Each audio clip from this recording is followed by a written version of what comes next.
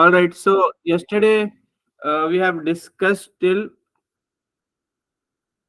strategic risk. Any confusion in that? One thing I have to ask. Yesterday we are discussing at what stage we are, either growth or maturity, You're right. and you told it maybe like maturity. Yes.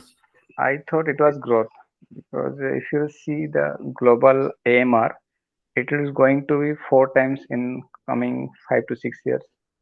So we are in growth stage, not at maturity. Okay. So that's a very good point. So Simanchal, if you focus primarily or only on AMRs or autonomous mobile robots, it is into growth stage. In fact, there are some technology of that which is focusing on artificial intelligence or machine learning, which is constantly growing, or self decision making. That technology is in introduction stage. So within one industry, the new technologies are in different stages. So when I say maturity stage, I was saying about the industry. But if you subdivide as a product also, we have different stages. Industry life cycle or life cycle is not only relevant for the industry, you can do it for every product also. As you rightly said, AMRs can be into the growth stage, but the industry to support the uh, you know the warehouses, the factories, it is already into the maturity stage. We ourselves is doing for 70 years plus, isn't it?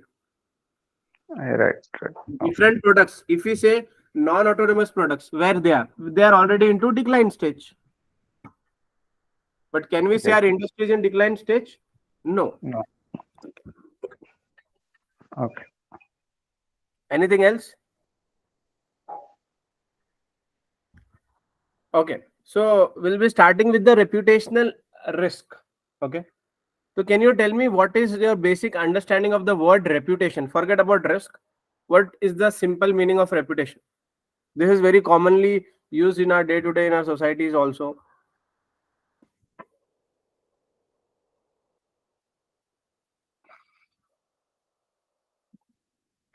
Reputation is people's image, means industry's image in what they are thinking about the industry. It's what people are thinking about industry. Right. So it can be for the people also, industry, or we can say a legal person. What is a legal person under law? There are two things: real person and legal person. Legal person is it can be an artificial person also, imaginary person also. For example, now Robobryce. Robobryce is not a living being, but will it be considered as a person under the law? Yes. Why? Because we consider business as separate and individual as separate. Anything else? Any other? Shweta and Anam, you have any points? What is reputation for you? Okay. Next question is, reputation is a fact or not? Because when we say certain things, it can be from the point of It's a our perspective. it's a perspective. Okay. Why it's not a fact, Shweta? It's how different stakeholders perceive different situations. That will affect the reputation. That can affect. Okay. So basically, reputation is a very subjective thing. Why it's a subjective thing? Because it's a belief, it's a opinion. Let's say now we four people are looking at certain thing. All four people can have a different view. Somebody will be very positive, some will be average, and maybe two people are negative about the things. So it's a perception. When it's a perception or belief, okay, can we control it? Is reputation risk controllable?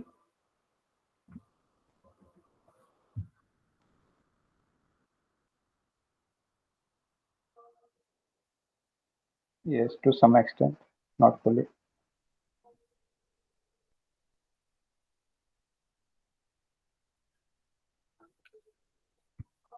To some extent. Okay. Hello, Ahmed.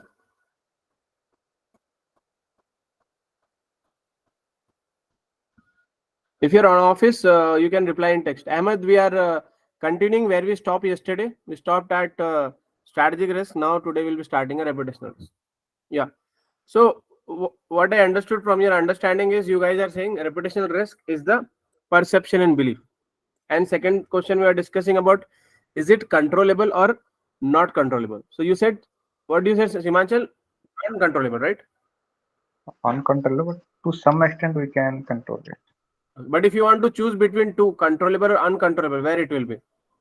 Then uncontrollable. Uncontrollable, yes. So it's mostly uncontrollable. Yes, Ahmed, you're saying something? You raised Assalamu hand. alaikum. No, just I'm listening. Sure, sure. Are you in office? Yeah, I'm in the office. Okay. Thanks for Thank you. joining. Thank you. So reputational risk will be in the category of uncontrollable risk mostly. It can be controlled, but to a little extent. Okay. So why we are studying this? You know, as reputational risk is not a fact. It depends on everybody's perception. There may be an instance, a person or a legal person. What we can say, legal person is a business. A business as an institute is doing everything good, everything ethically, but still people's perception can be negative, or maybe it is motivated by the competitors, right? Anam has said it depends on the scenario. If you have a deficit in product or media spread the news through the channels, then we'll have a reputation risk which is uncontrollable. Yeah, that's what we are saying. It's mostly uncontrollable. In fact, all the risk what we are discussing can be categorized into two criteria. Just to make things simple, what are they, controllable or uncontrollable? And even if you see risk which are internal and external, majority of the risk which are external are uncontrollable. So there is very little controls a company can put which is uncontrollable risk. So the next thing is why we are reading reputational risk if it is not a fact, if it is just somebody's perception, if it is just a belief. Maybe that belief is motivated by our competitors, which is behaving like an enemy. They just want our business to, go bankrupt or go for a loss. They want to take over the market share. If it is not a fact, why we need to control? Does anybody have an answer? Why we need to manage reputation risk? The logic I am saying is, if it is not true, if it is not a fact, it can be 100% lie at times, right? So why we are controlling reputation risk?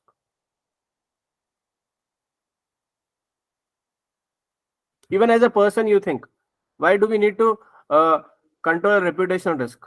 Even if you see from legal terms, as an individual, most of the countries in the world can allow to put a case against someone, suit, what we say, or sue someone for a defamation case. Defamation case mostly is something which is untrue. Why this thing came into existence? Why in society as a business we are talking as an individual? Why managing reputation is important?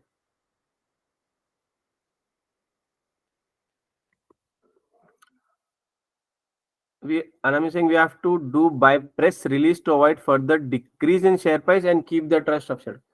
Okay, so Anam, you are going directly to the point. This can be one of the mitigation. I agree with it. But my question is, we are still into the introduction. Why we are studying reputational risk? Why as a business we need to manage reputation? It will assist in market growth. Sorry, Simanchal, can you be a little louder, please? It will assist in market growth. If you'll introduce any product based on our reputation, people may buy this product. So it can help to increase the reputation. Okay, we'll come back to this point. We have to manage to keep market share and goodwill of the company. Nice to keep the market share. Right. Okay. I think, Misbah bhai, this is due to the link relation between the financial risk and the reputational risk, because once we have any problem related to the reputational risk, for sure our financial risk will be very high, since we will have a disaster impacts coming due to any problem in the reputation. So I think this is the main point here. The interlink relation between the reputation and the financial. Interlink between, okay, that also makes sense. So there can be many reasons, but if you are linking this to chapter first where we discuss the types of categories of risk, I would say I'll quickly take you there. So when we talk about what is risk and why we need to do risk management altogether, right? We have seen two categories of risk, that is upside, downside, and primarily, uh, we can even do it three also: upside, speculative, and downside. So tell me, where does the reputation risk will come in? Okay, just for the student, those who didn't join, upside risk is a situation where we are gaining, where we don't lose. For example, we are gaining a profit, a small profit or a very big profit becomes upside risk. But downside risk is totally opposite, also known as pure risk. That means we are losing. For example, there is a fire in the manufacturing facility. There is some key employees resigning from the business. All this will be a downside risk. Whereas speculative risk is a situation where we can gain also, we can lose also. So I don't think we can talk much about upside, but in speculative or downside risk, which one you believe reputation can come in and why?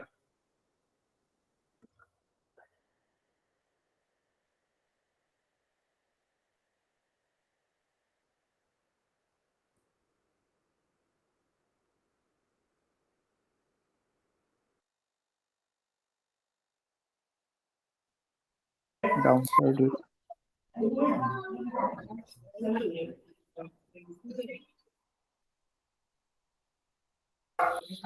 You're asking if reputation risk can be categorized as upside or downside, right? Or speculative. Yes, and why? If you Speculative, understood this, either the entire you chapter can will be done. Okay, you can think and answer. Take your time. speculative. You had said it can be either positive. The risks can be either positive or negative. No? Right.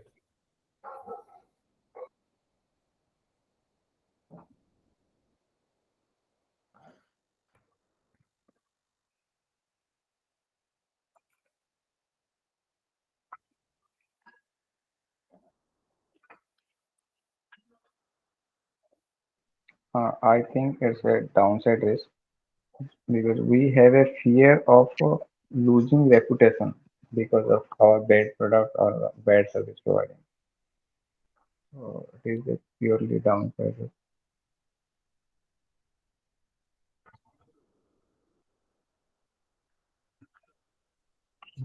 Right, Himanchal. That's a good point.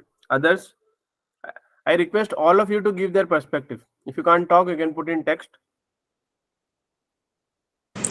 Can you repeat the question, Misbah? So, Vinitya, I was saying, we are discussing reputational risk today. So if reputational risk, you have to put into the category of these three, where you will put and why. Is it a upside risk? Is it a downside risk? Or is it a speculative risk?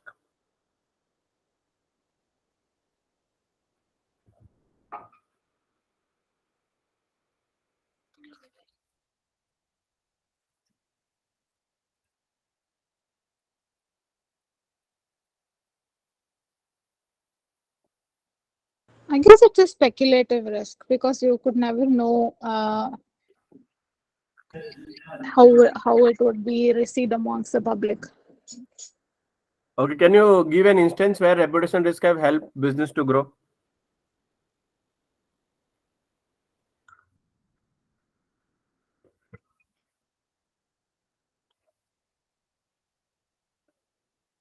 Just a minute.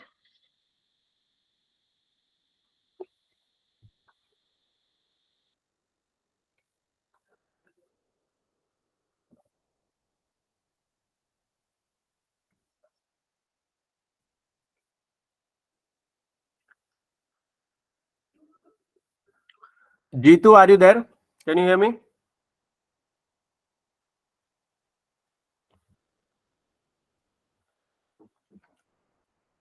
Hi, Misbah. Yeah, I can hear you. Hello. Yes, Jitu. So what I was saying is, if some of you has missed previous chapter, also doesn't matter. This is very logical question. Yeah. Please give your perspective. There is nothing being wrong and right. Then we can move forward quickly. Hello, Aditi. Hello, Aditi? Misbah. Yeah. Aditi, we are discussing a question on reputational risk. We are discussing that is Okay. reputational risk upside, downside, or speculative for the business, and why? Okay.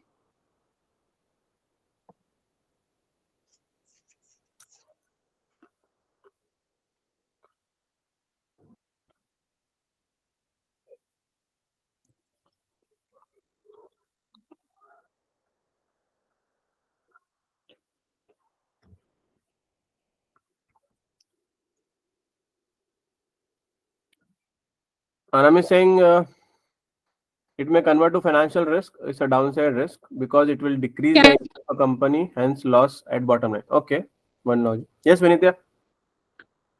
if you're going with the real life example, can we say this Maggie Nestle issue we had a couple of years back, how it affected the companies and their shares?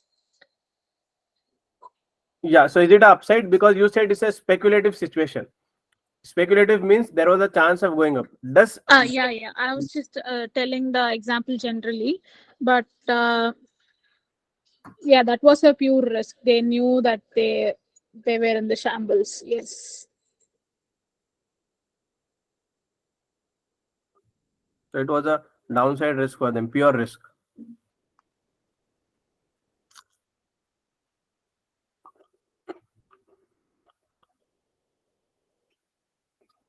Others, please. I think it could be speculative risk um because when there's some scenario that's happening, and with that there's a situation that arises where uh, something might go wrong, and if we prove that wrong, then it's like upside for the organization. Like how Vinthia said, the example of Maggie. Initially, they were convicted that they have lead in the product, but they came back, and when they came back, they increased the price on their product. So initially, it looked like a upside, downside for the product and for their reputation. But when they came back stronger, and then their sales were increased, and they also increased the price on their product.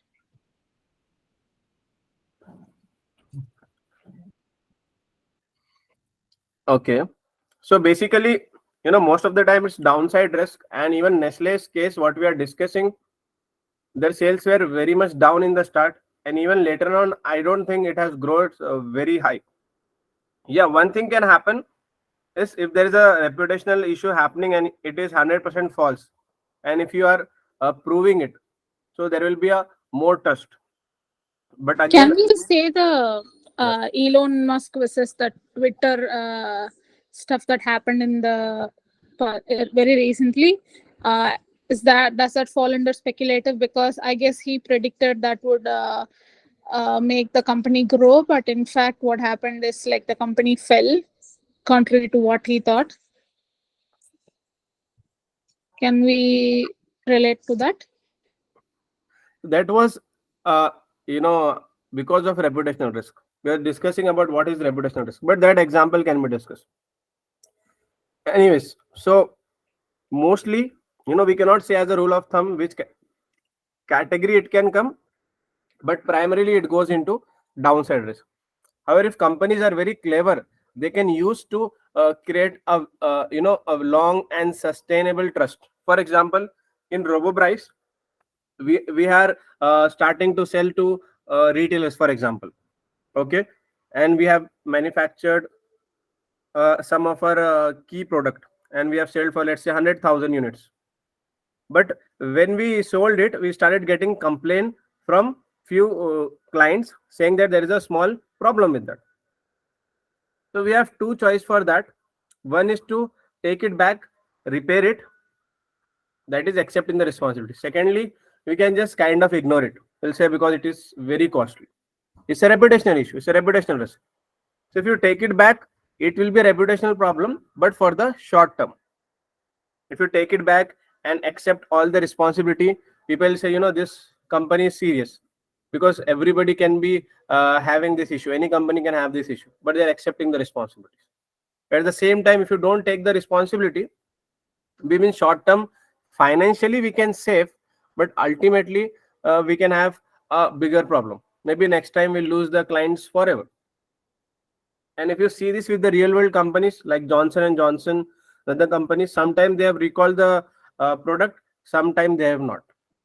However, if you look from ethical perspective, in fact this question was asked in CIMA also few years back, it's always better to call it back, take all the products back, even if it is leading to the entire loss for this financial year. Why? Because we are very ethical. In fact, for Robobryce, we are saying that we prioritize societal value first. So if we are following with our mission, vision and everything, we have to go with it. Okay. Now the second part is why we need to manage our reputation, though it is perceived or just somebody's assumption, because people don't want to take risk. If you look at a personal level, okay, let's say you go to a mall to buy a shoes. There are two shoes, company A and company B, and somebody is just talking that company A shoes is not good, their practices are not good, they are not paying their employees, they are not dealing with the stakeholders, even they are talking about the product. But if somebody who is uninformed, they don't want to take risk. Why? Because A and B is similar, they'll go with the B. And even if you dig in little deep, most of the decisions people make, there has been a lot of research also, it's emotional decision. In fact, they say more than 60-70% of the decisions are emotional decisions. But if somebody tells us that you have taken an emotional decision, we'll say no, I am a very least emotion person, I go with logic always. However, that's not the case. How emotion is motivated? By what people are saying, and people says what's there in thoughts. So directly, indirectly, it can have lot of issues. In fact, in our business, it is super important because we are dealing with B2B. In business to business, what happens is we have less clients, but they have more power. More power means they can come into key players. Why? Because they can, let's say we have one retailer, that one retailer itself might be giving us 10% of the business, 15% of the business. So they will have their own policy. Maybe they are also a listed company. So in their listed company, they have to report their risk. Imagine the entire society knows that there is an issue with Robobryce. Maybe it's just perceived. So even if they don't want to switch the contract from us, they have to do it. Why? Because of the undue pressure from other stakeholders. Otherwise, their risk profile can go up. All right, makes sense? Okay, so we'll see some examples. This chapter is all about examples where the reputation risk can come from and how we can manage. Just like majority of the risk, this risk cannot be avoided, only mitigated. Because many a times this is just motivated by our competitor. They're just saying the bad name to reduce the sales. Or maybe their employees or their close allies are talking about it. If you go with the definition of the textbook, reputational risk is therefore the likelihood of losses occurring due to deterioration in belief or opinion held about someone or something. So basically reduction in the belief or going down. What are the sources of risk? There can be number of sources. Technically, they believe the primary sources, especially in today's era, people are becoming more concerned about the environmental factors and they are more concerned about the society. In fact, one of the reason why Robobryce have put under our mission and vision as a societal value, basically benefiting the society to improve our reputation. So social and environmental consideration. Next is business ethics. So business ethics is basically our morals and principles, how we are dealing with the stakeholders. Why ethics come into place? A lot of people might say, if it is a law, we'll follow. But morals are not laws. There's a difference between morality and law. Morality is like a principle. It's good to do, but court of law can say that company should always work morally, but it is expected by the society. In fact, lot of laws eventually are motivated by morals. Therefore, we see different laws in different countries because of the morals.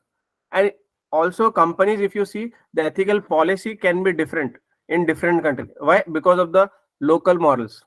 In every country it will be different. Next is CSR. CSR is basically a tool, I would say, to reduce the reputational risk. Many companies, even if they don't face direct reputational issue, they'll do CSR. Why? Because they want to safeguard it. If any rumors comes also, they'll say, this company is already doing good. People will have better trust on that. Okay. So a quick question to all of you. For Robobryce, just give me one example. All of you should give one example of social and environmental consideration where socially we can have a problem, or maybe environmentally. I'll start first. Socially, we can have a reputational risk of our products are leading to joblessness because we are making automation products. We have made warehouses where there is not a single human being working. Everything is automated. That can lead to reputational risk. That is not 100% true. We are not eating up all the jobs. We are creating other jobs, right? What can be other? Just think of our business model and try to understand what can be the source of reputational risk. One risk each one of you. Okay, very simple. If you want to give from business ethics also, you can give, no problem.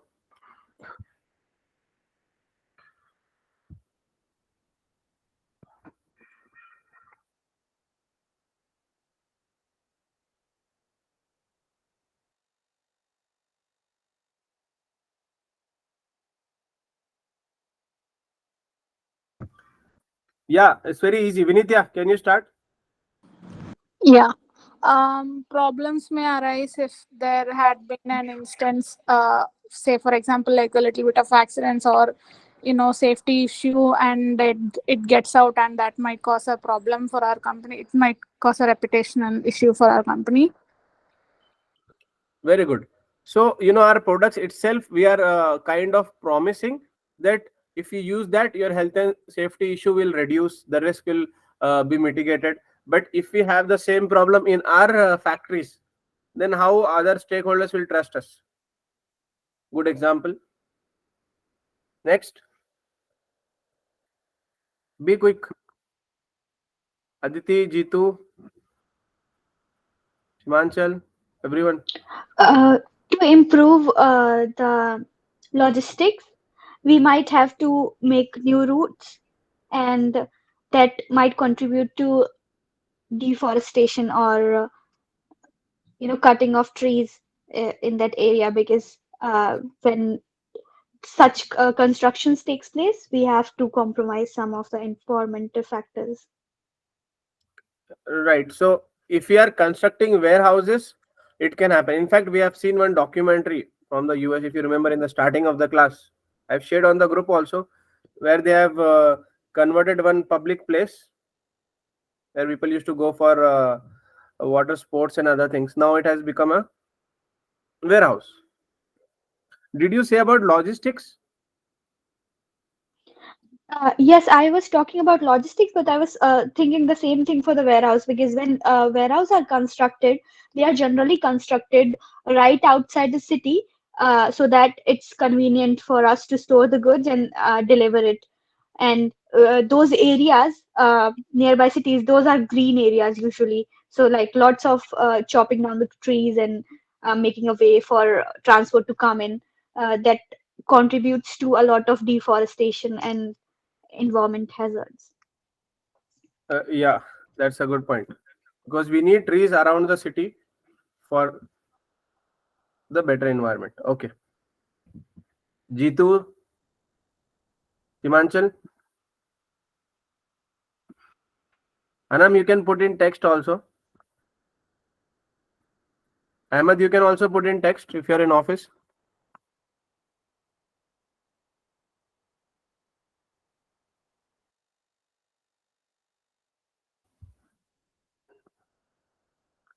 Mismanagement to disposal of expired and unused robotic machines may lead to environmental risk. Very good. In fact, I was coming to this.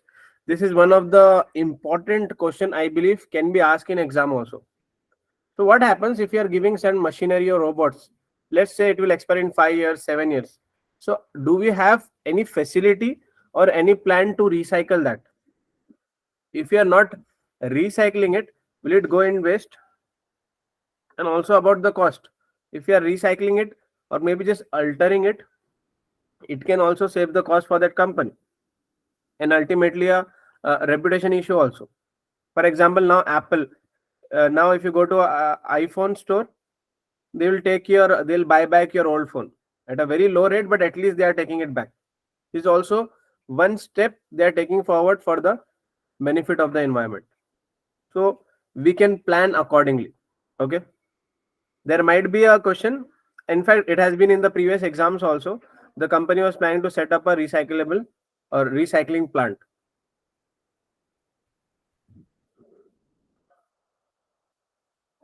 Anything else? Simanchal? We have created a new product, but people were expecting it will do much faster than the current products, but it was not able to achieve their expectation. Very good. So this is a product risk leading to reputation risk. Because again, I will take an Apple example. If they're launching a new iPhone next year again, imagine the features are not good or there is no such improvement. So what will happen? It can affect their future sales also. So especially companies in technology, we are also coming from that sector. There is a high demand of new innovation, and it's very easy for the companies to go out of innovation. And many a times the innovation they are adding is not helping for the utility. Utility is the basic use.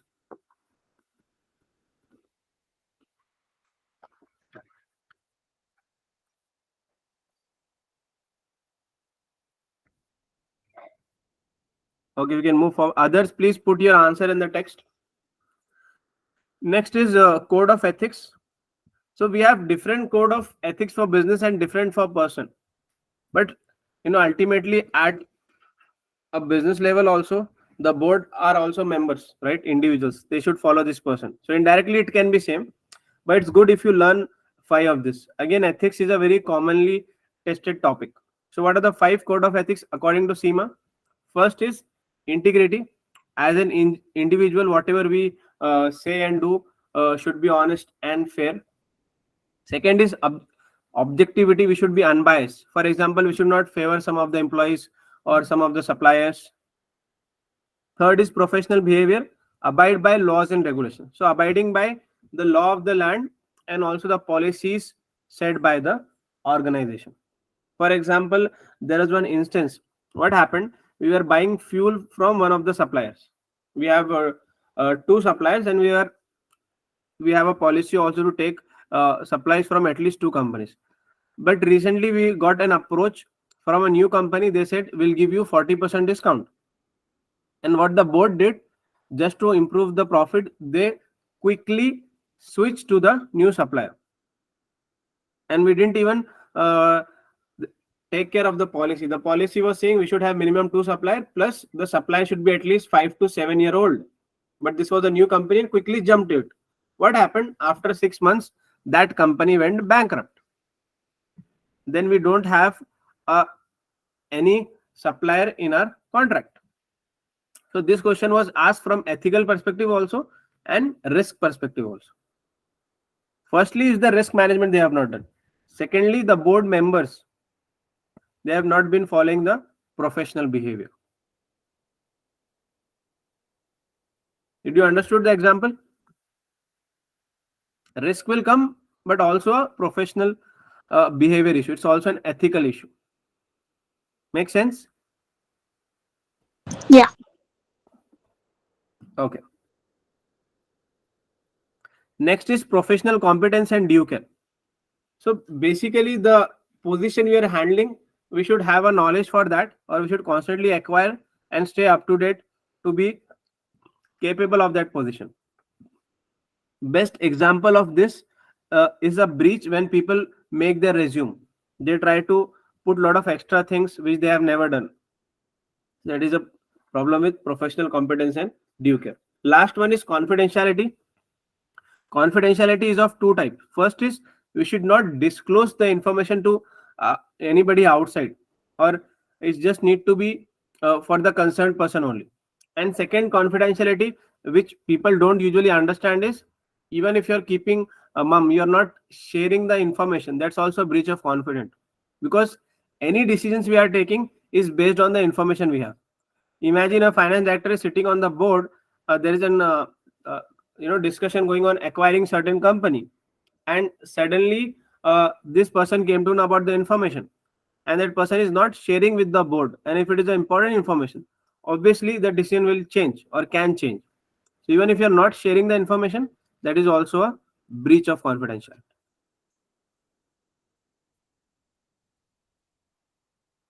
Clear?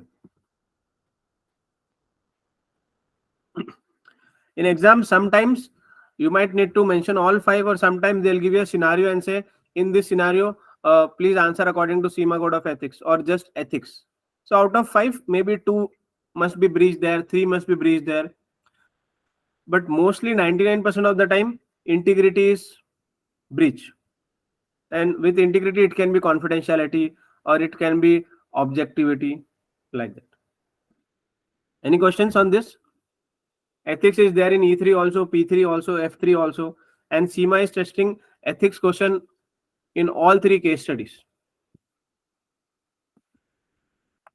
Many times in the real world, how businesses work can be different.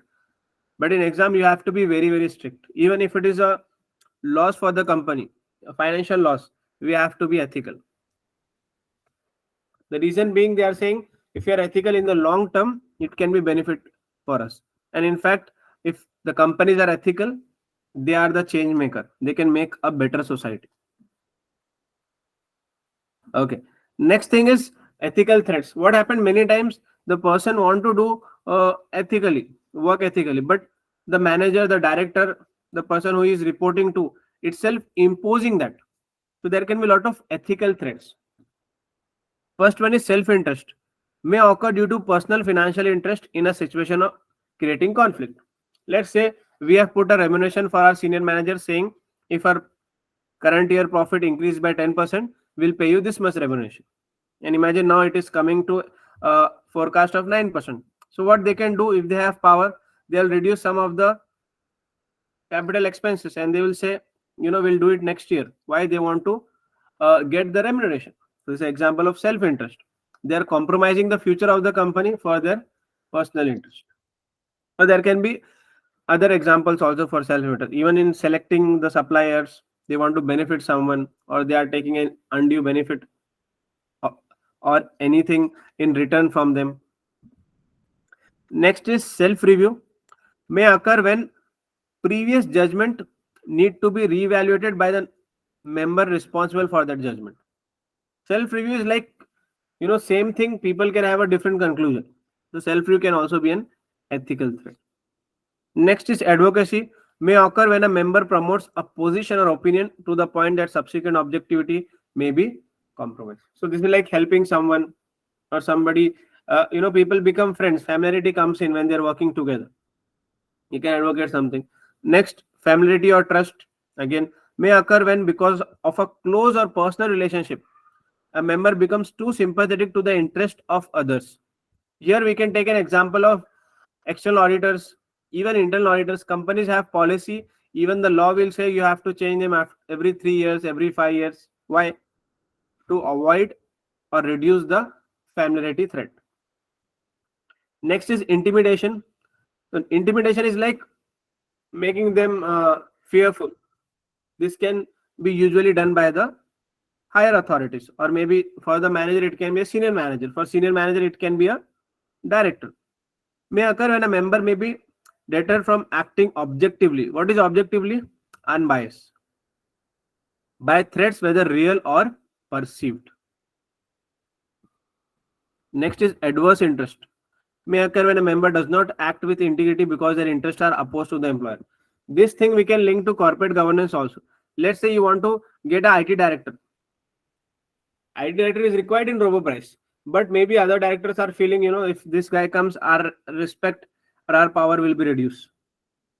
So they know it is in the best interest of the company, but just to safeguard their personal things, they are rejecting it. In fact, we have a question for this in the last exam. It was like PowerBot tried to acquire our company, acquire Robobryce. So what will be the reply from the board of directors? So obviously for the board of directors, especially the executive directors, their adverse interest can come in, because the probability of them being the member of a board in PowerBot will be very, very low. So there is a chance they can act according to their personal interest. Right? What else can be an ethical threat? Even the next question is also dilemma. Dilemma means we are confused which things to take, or maybe both the options we have is not good or it's not true. What else can be an ethical threat at work? In general, I am asking, not obviously related to Robobryce, but in general, what can be an ethical threat in the real world from your own experience?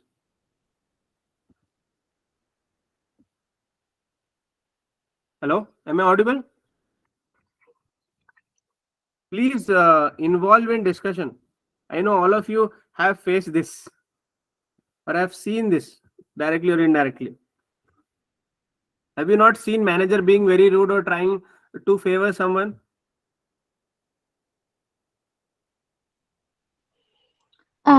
Managers usually favor the ones that have been working for a very long time, and even if the new members are very good, they'll give better opportunities to the ones that are existing employees because they have better bonding with them.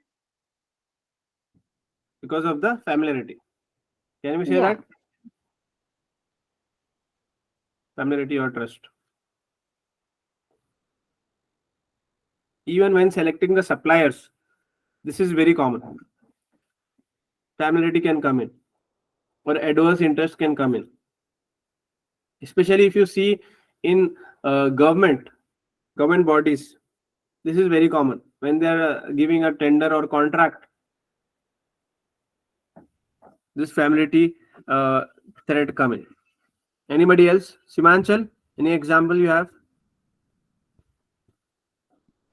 No. Okay, but I hope all of you have understood the point. Yes. Ethical dilemma is related to that, will only occur if there are two or more interests at stake, even if it is only an ethical duty to oneself. Next is steps to resolve ethical dilemma. So these are the practical steps. It's not asked in the exam, but CIMA says that we should follow this in the real life also. First is gather all facts and relevant information. Many times it is not a breach of ethics, but we are feeling it. Feeling means we are not having the exact information or all the information. So it's always good to gather all facts and relevant information. Next is ascertain the ethical issues involved and identify the fundamental principle related to matter in a question. Then many times companies will have their internal whistleblowing and all. So escalate concern internally. Next is, even if it is not working, escalate issues further to your manager's boss. If your manager is involved, you go to senior manager. Senior manager is involved, go to the board. If board is involved, you think like executive directors involved, go to the audit committee. Like that. Obviously, if the first step works, you don't need to do the second one. So we are like first, okay, not working, second not working, third not, fourth not. Then in fifth, you can contact CIMA. Why they have given the name of CIMA? It's like contact the professional body which you are part of. It can be CIMA or any other party or association which you are a member of. Even if it's not working, report externally to the auditors. So you can go to external auditors, you can go to the government and complain. What can be an example for this? If you feel like they are doing creative accounting or they are not doing accounting properly, they are just showing higher profits just to maintain their share price, or they're lying to the shareholders. If you do like this, at least somebody can come and help. Imagine in the worst case, nothing is helping. Remove yourself from the situation. This is a very, very strong statement. If you feel like nothing is working or not going in our favor, it's good to resign from the company rather than working in a unethical business.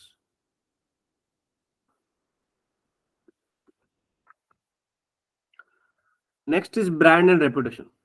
So we're discussing in the start about the reputation. Same thing is what people think about an organization. But brand is something else. Can somebody tell me what is brand in your own words?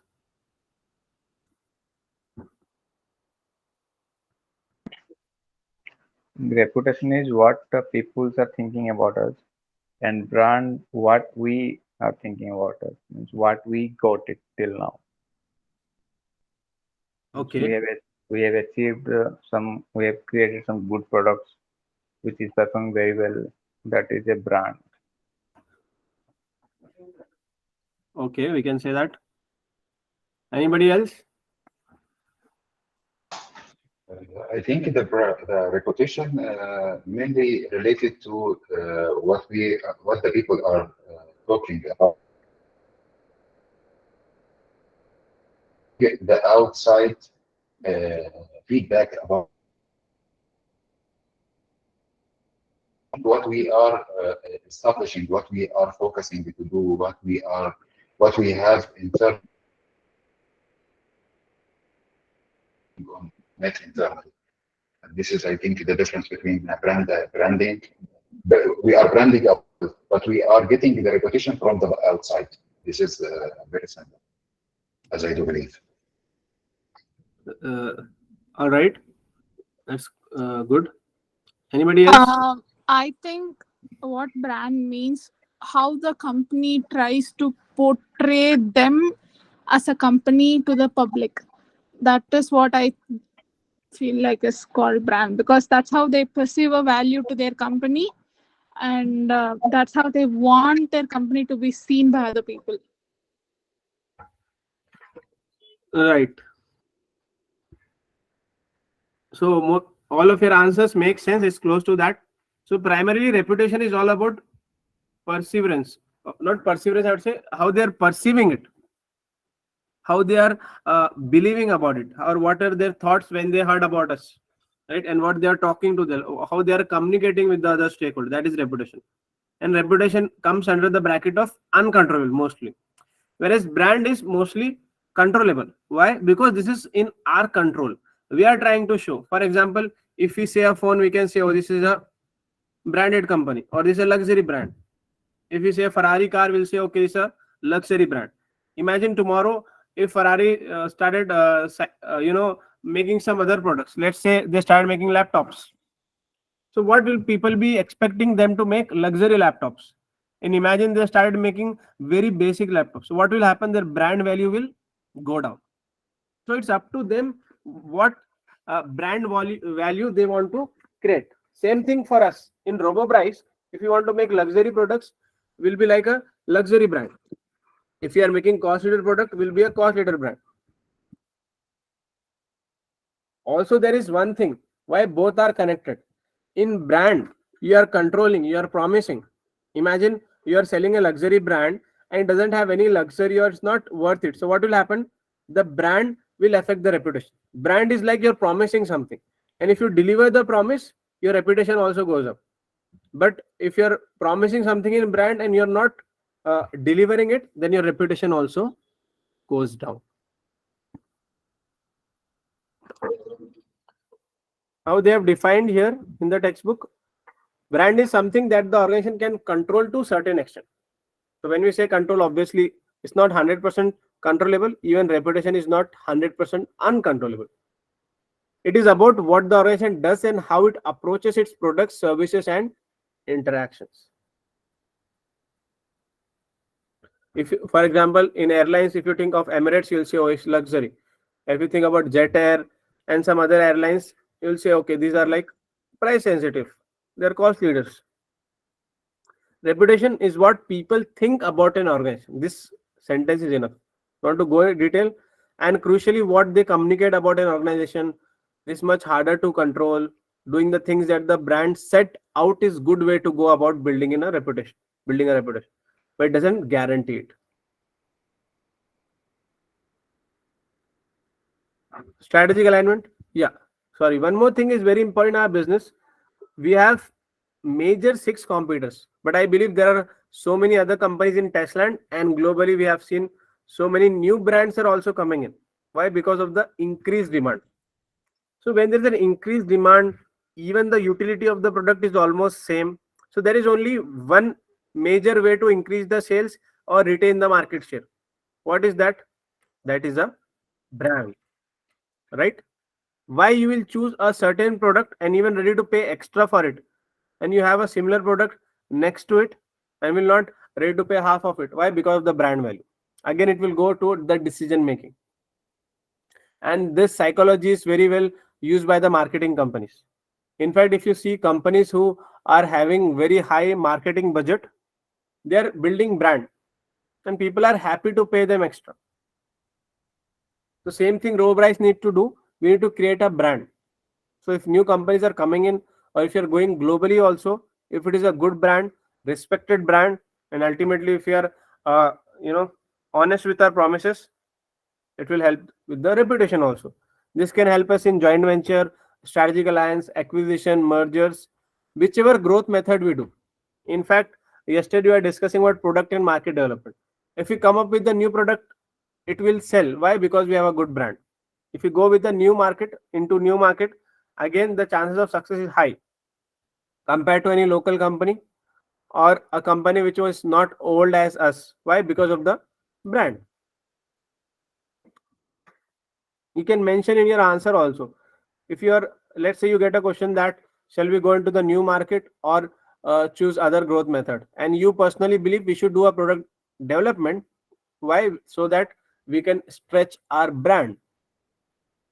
Let's say I am the customer of Robobryce.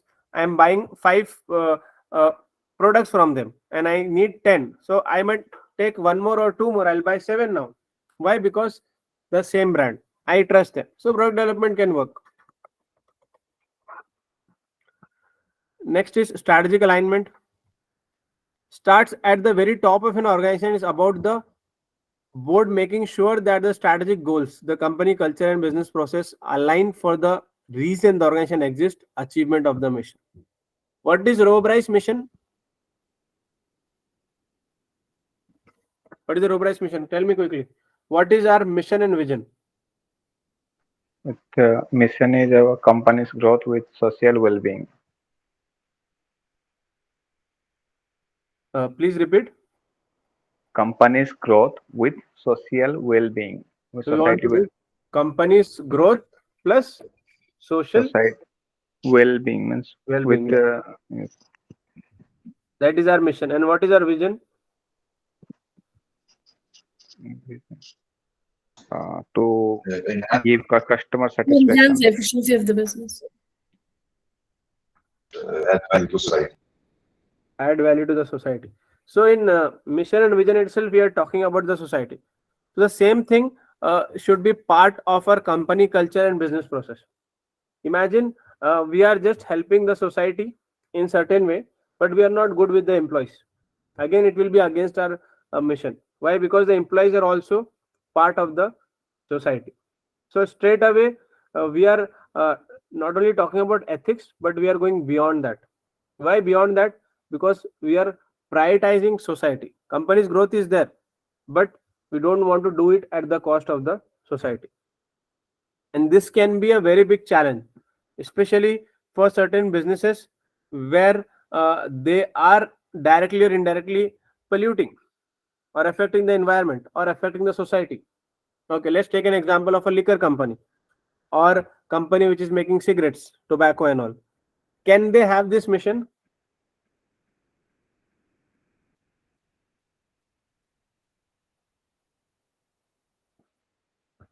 Can a tobacco company who is selling cigarettes and all, can they have a similar mission like us?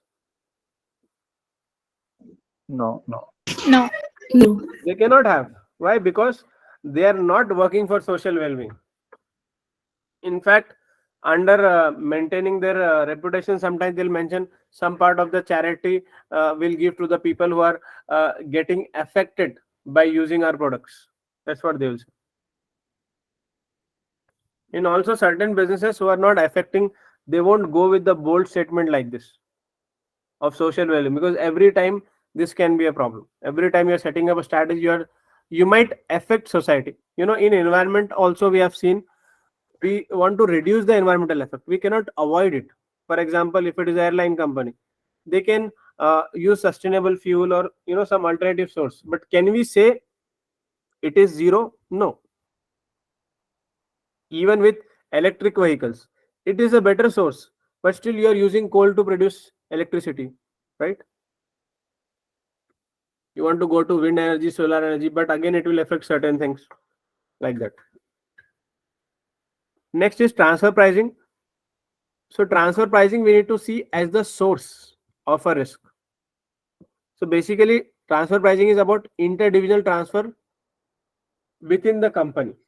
Let's say we have one company in India, one company in Dubai, and another one is UK. So internally they are buying and selling products. So that should also be priced. Why? Because many times this transfer pricing can be used as a loophole. What companies want to do is they want to show higher profit in the countries where the taxes are low. For example, they'll show higher if it is a company based in UK. If it is like, let's say 25% tax and Switzerland is 5% corporate tax, so they'll say higher profit in Switzerland and lower profit in UK, or sometimes loss in UK and a lot of profit in Switzerland. Therefore government want to control on the transfer pricing. This is legally, but it's a loophole. If it is a loophole and if people come to know, so maybe legally they'll be safe, but there can be a reputational risk. Best example for this you can take about Amazon. Amazon has paid $0 federal tax in 2018, but in the following year 2019 they paid in millions. Why? Just to maintain their reputation. It was not because of the legal commitment. They found loophole somewhere, but the population, the local society was not happy with them.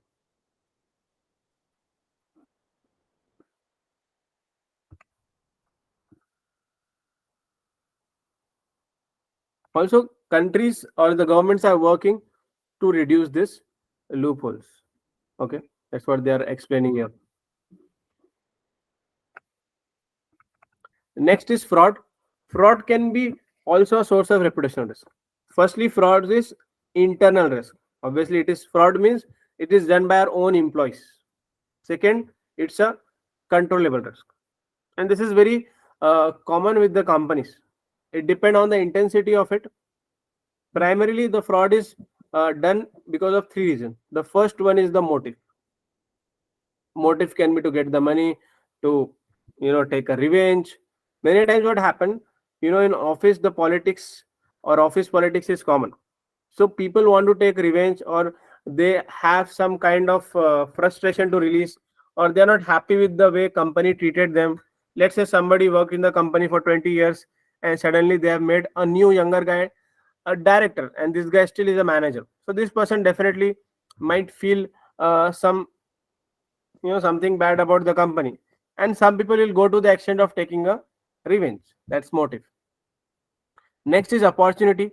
If they feel like there is an opportunity, for example PT cash, even people can take away PT cash. Now companies are making zero cash policy, or any other opportunity to go and deal with the clients, so they will not do it properly. So we should not leave any opportunity also. Next is dishonesty. Ability to rationalize the fraudulent action. There are some people who in their mind they don't think it's going wrong. They'll think it's normal, everybody does this, this is how the world works. So these are the three primary things which can lead to fraud. So as a business we need to control. We'll see this in internal control chapter, but primarily what we have to do is reduce the opportunity. We cannot do anything with the motive, we cannot do anything with the dishonesty, or we can say we can do least. What least you can do? You can do the background check of the employee, that will come in the dishonesty. You can take some report from the previous employer, that will come in dishonesty. And motive, we should not give a lot of motives to employees. We should do better communication, things like that. But again, it's very difficult to control these two. Opportunity, yes, to a good extent, we can control it. Bribery can also be a thing. Bribery occurs when someone in a position of trust receive benefit as a reward of voluntary acting in the breach of their trust. For example, some suppliers are giving expensive gifts. So that should be a part of policy. They should not accept the gift that supplier is giving so that their contract can get renewed. And maybe that is not best in the company's interest. That can also be a reputational risk. Even the shareholders and other people will think, this company's employees are working for self-interest. How we can manage reputational risk? How we can manage fraud risk? Forget this reputational risk. Tell me, General, how we can manage fraud risk? Any real life example you have? Anyone? I think this is we have to focus with the internal audit department, because the fraud usually can be easily tracked by the internal audit, and they're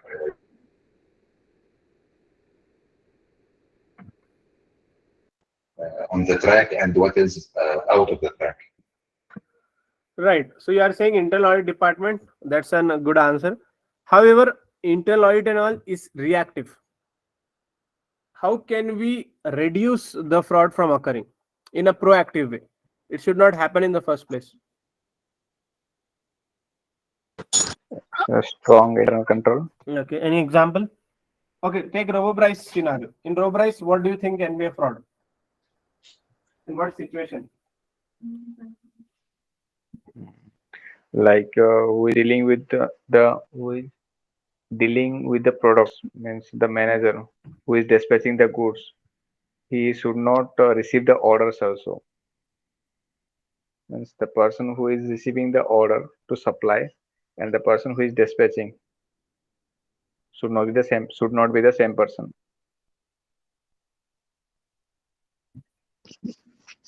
Right. Maker and checker, we can say. Yes. Segregation of duties. This will Right. come up. Segregation of duties. Okay. So like this, we can have different controls. Next, they're talking about managing reputational risk. So basically, these are the primary source. Okay. Now we are going into managing. Do you guys or any one of you think we have missed any major source of reputation risk? Is there any other thing where reputation risk can come from?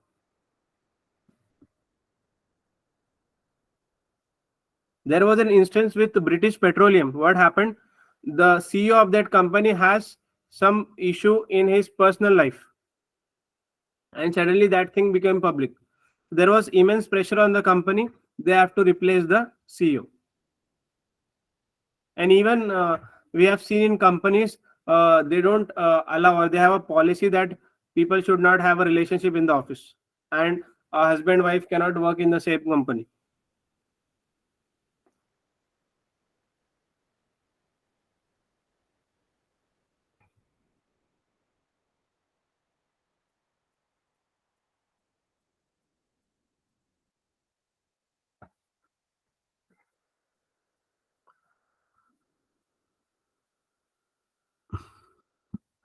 Yes, vital of private message and any kind of MMS or top executive. So even if our top executives, and especially with the senior manager or executives, if they're posting some of their views, even at their personal capacity, can also affect the reputation of the company. Best example we can take for the celebrities.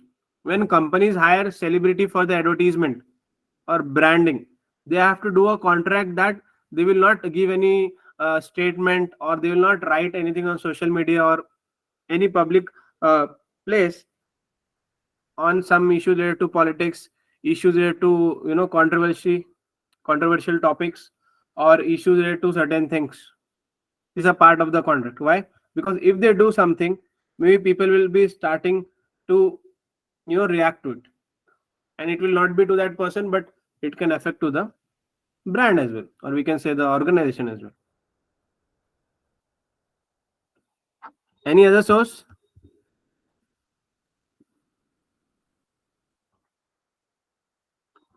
There is one recent incident happening now. This quick commerce, e-commerce is there now. I'll say quick commerce against a common term.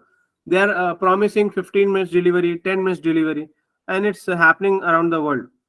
So a lot of these people are not waiting at the signal, traffic signal. They are breaking the signals.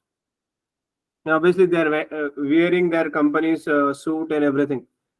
Their performance is also affecting the reputation of the company.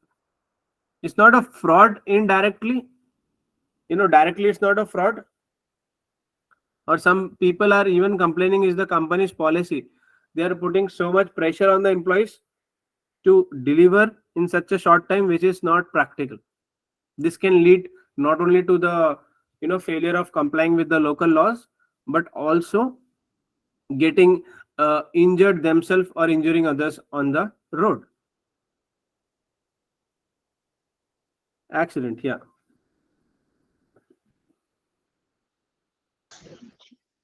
Sorry, I didn't attend the class from the beginning, but I don't know if we talked about the cybersecurity here and the complication which we can expect from the application, because all these robots managed by system, and this system, in case if something happened for this system, like malware, any attack, cyber attack, like something like this, all our repetition will become. Right, Ahmed. Yeah. So basically, first, you have not missed much. We have just done introduction to the risk and risk management in chapter 1 and 2. Okay. So we still have maximum of P3 remaining, and cybersecurity is covered in last 3 chapters, 8, 9, and 10. And the example what you gave is correct. Yes. Especially IT related risk mostly is operational level. Operational level, we have majority of our employees working. As simple as they are taking wrong information, wrong data they are collecting from the clients. That can also lead to wrong decisions being made and ultimately affecting the reputation of the company.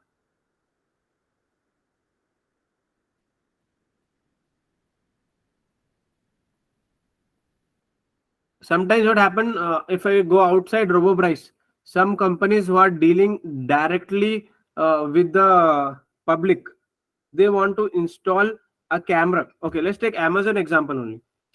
They have installed a camera in the vehicle, and some companies are even putting a small camera on the pocket of their employees. So they want to record everything, how they are talking with the people or how they are dealing with the society. This thing is also practiced by the police department, travel department, because there have been a lot of cases that people in power are misbehaving and vice versa. However, this can be a problem with the privacy of both. That's also a different issue. So there can be many sources of reputational risk. What we are discussing here is just the start of the list. If we discuss, we can discuss all day. Okay. However, don't worry. From the exam perspective, they won't go in very much detail of any particular topic. Okay. Next is respond to crisis. Imagine if there is any type of crisis. Let's say we have got a fire in our factories, or there has been an earthquake. Even controllable, uncontrollable, anything. So we need to have a plan for it. For example, we'll have a dedicated person who will talk to media, dedicated person, or we might have doctors or some contact with any hospitals. Companies have insurance usually for the employees, or sometimes they can tie up with the special hospitals. For everything, they can have a proper plan for the crisis. That is known as crisis response team. What it works is, having a crisis response team should include a clear escalation policy for whole company. This should include who should be informed and when and what any individual should say to the news reporter, phone, or ask questions. So yeah, example is only about the news reporter, but basically everybody should know their role. Next is scenario planning. This we have seen yesterday also. A reputational risk is becoming more and more of strategic issue. It makes sense to use strategic tool to assist with risk management and response. So what scenario planning is saying, be more proactive, because there are certain risk which mitigation is very difficult. So if that happens, it's better to be ready with it. For example, in cybersecurity, how much your controls we do, there is still a chance that it can be breached. Why? Because the incentives or the returns are very high. What ethical hackers may be making in a year, unethical hackers can make in a day, right? So that doesn't mean the ethical hacker should not be motivated. The only thing is they should try to delay it or should be ready to it. If this happens, first I want to protect it, then I want to detect it, third I want to response it, like these steps. We'll see that in cybersecurity. Any question here?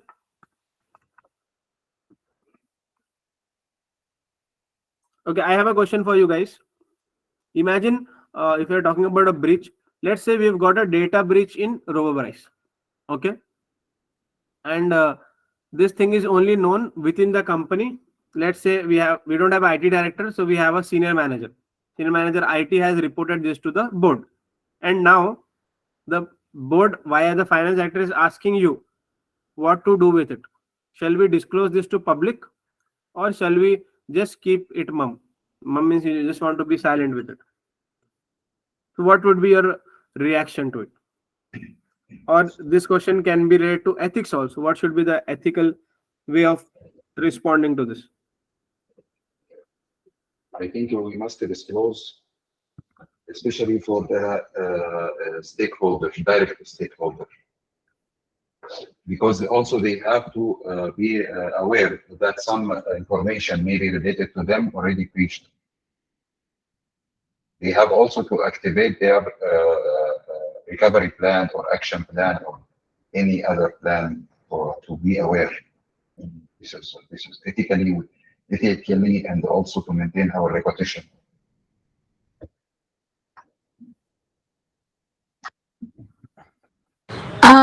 I think it depends on how big the data breach is. If it's a very minor one that can be dealt internally or not that big of a deal, I don't think there is need to disclose it. Is it ethical? Probably not. But disclosing a very minor inconvenience would unnecessarily disrupt the flow of our share in the market. But if it is a big deal, if it's a big breach, or it has its side effects or consequences, then we should definitely disclose it.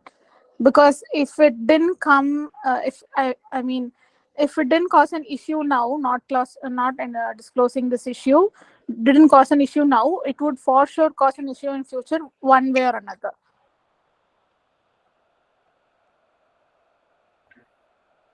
Right.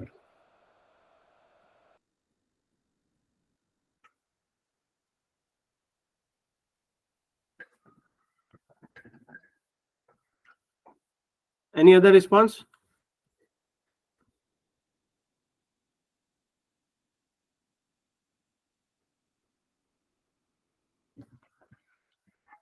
Simanchal, Aditi?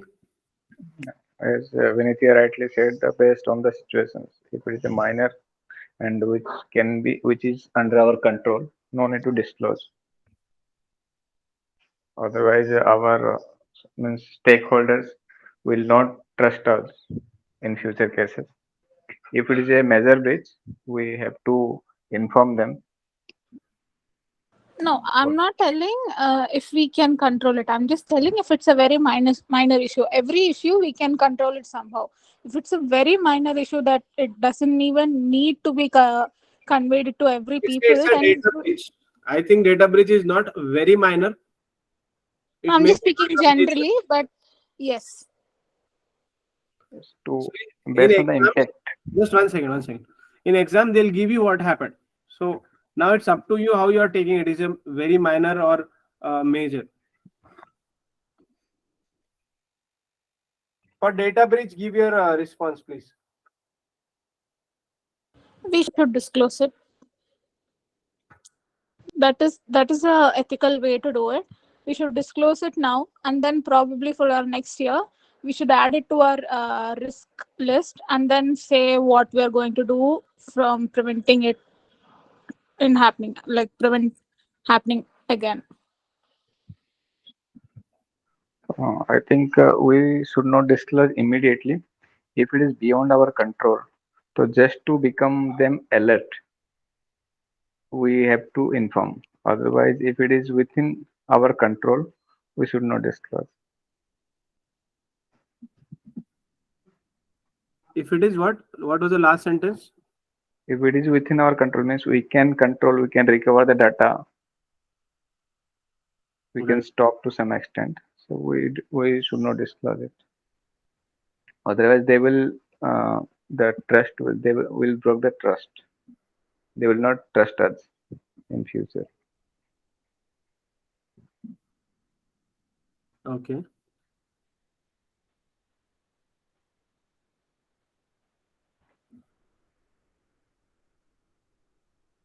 Any other response?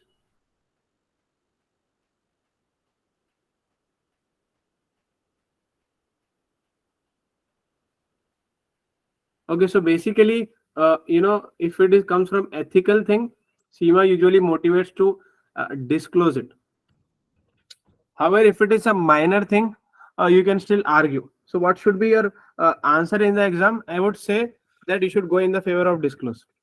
But you can even write in such a way that, like it's very tempting not to disclose, but as an ethical responsibility, you should disclose. And our disclosure should be in a very positive way. For example, the breach has happened, but nothing major problem occurred, or we found it in a very early stage, and we have put enough controls so that these things might not happen again, or at least similar attack cannot happen again. What reactions we have been taking it. The biggest problem of not disclosing can be if it becomes public by a news article. Sometimes they'll give a news article, the breaches are on rise, so indirectly they might have an information, they might have got it from somebody from a company. Many times the intern employees can also disclose it for their personal benefit. This media people, if you see how they work in the real world, is they have their agents working in industries, right? They'll get the insider information.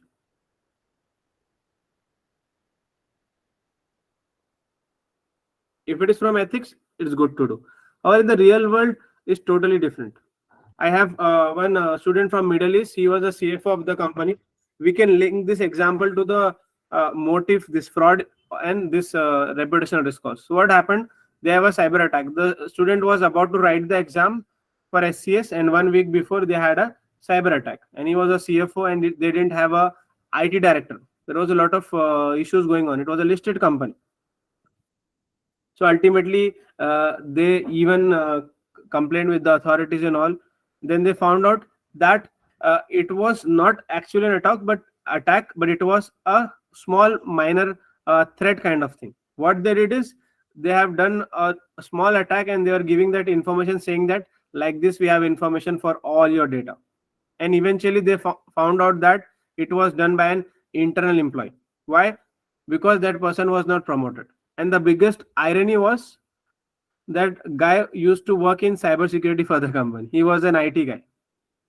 So the person was responsible. He only did that attack, and he was having the information. So that's a very big dilemma for the company, challenge for the company, because at least somebody should have been given the access to defend it. But the same person went on and did the attack. Then when it comes to disclosing, I asked them, and he said, we didn't disclose it. Though it's ethical, but in the real world, listed companies, very, very rare they will be so brave to do that. Because imagine a share price goes down, it might take years to recover. And share price going down means ultimately the value of the company and wealth of the shareholders going down. Within days, they'll lose millions and billions. So in the real world, it can be seen very rare, but whereas in the exam in ethical, you have to see about disclosing. However, you can put some points why it is very difficult to say that. And I'm saying we had the same issue with Wipro. Wipro fired many employees because they are working in 2 companies at the same time. So this is working in two companies is not about the issue what we are discussing, Anam. That's we can say non-compliance. That's also a risk. Yes, you are saying, but they can leak the data. Yes, they can. Obviously, they can. But if they do, then this thing come up. Yeah, that will be employee malfeasance, or we can say is something related to the fraud. If you think like this, anybody can leak data. Company can have even controls. One of my friends friend got a job in Commonwealth Bank, and they were saying you have to give your details from the day you were born, which address you stayed, last 30 years details they need. So companies can go to any extent in the background check, especially if they have data which is very, very confidential. This is more of a discussion question, but I would recommend you that go with one which is the most ethical. Okay.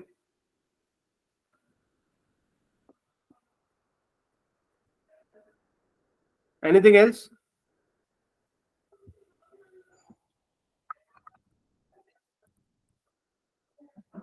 In next session, we'll do corporate governance, because it's a very important chapter. I want to do it in continuously, very much interrelated also. For now, if you have any doubts, we can discuss. And simultaneously, if you have started working on your risk list, and if you have any doubt, please ask me. Now, after this call, I'll share this on the group. You can use that list as a reference. I think I've shared before also, but I'll reshare it.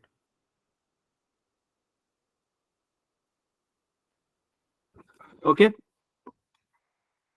Any questions?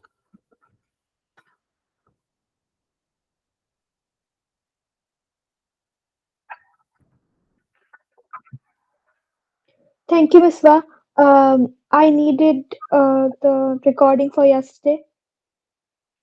Sure. And for the recordings, please message on the group. Everybody is messaging individually, so it's little difficult for me. Okay, If you I'll message on the group. Yeah, thanks.